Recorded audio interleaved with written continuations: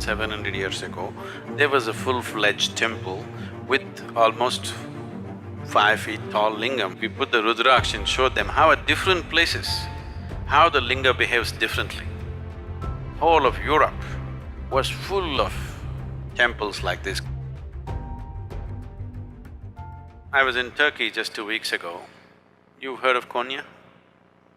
Outside in the garden, so many broken pieces, huge faces, half faces, all kinds of things. Old temples all broken and made foundation stone. So we were just walking through and there in the garden I found about 4.5 feet or more, about 4 feet 9 inches kind of linga, properly created linga, an ellipsoid stone. So, wow. And when we looked at the history and things like that, they said this is almost 4,700 years old. 4,700 years ago, there was a full-fledged temple with almost 5 feet tall lingam which was in worship. And it was consecrated that long ago, still alive. Cracked a little bit, so got disturbed, and I was just demonstrating for the few, 3-4 people who were with me. Every point in the linga is different. Different points in the linga are differently done, beautifully done piece.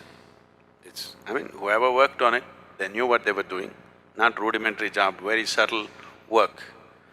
Still alive, 4,700 years, thrown out in the garden, not worshipped, still alive because of little bit of cracks that have happened.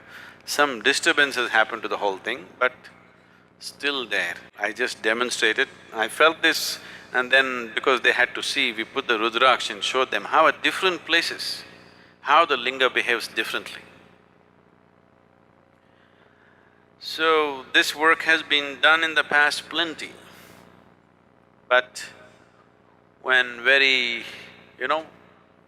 when my way or no way attitude came, these things were all razed to the ground in many ways. Otherwise, whole of Europe was full of temples like this, consecrated spaces like this.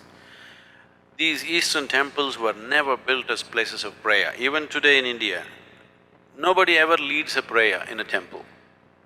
You're not supposed to pray or worship, but you're just supposed to sit there and come. The idea was people will go and sit there and benefit. This is how a temple was created. No priest, no prayer. There is a maintenance person who is now calling himself a priest. Certain families were appointed to maintain the sanctity of the place, to keep it going in a certain way. You are just supposed to go there, sit there for some time and come. In South India, this tradition is still alive.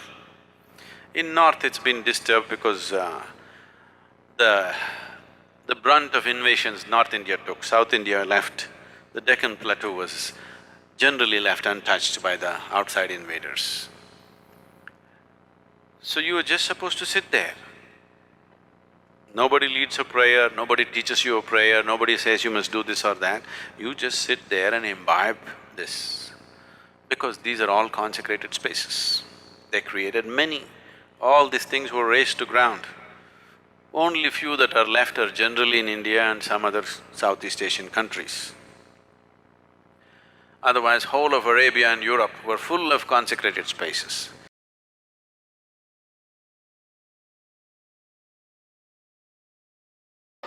ஒரு மகத்தான அலை உருவாக்கிடலாமா? எந்த மாதிரி அலை? ஆனந்த அலை பண்ணிடலாமா?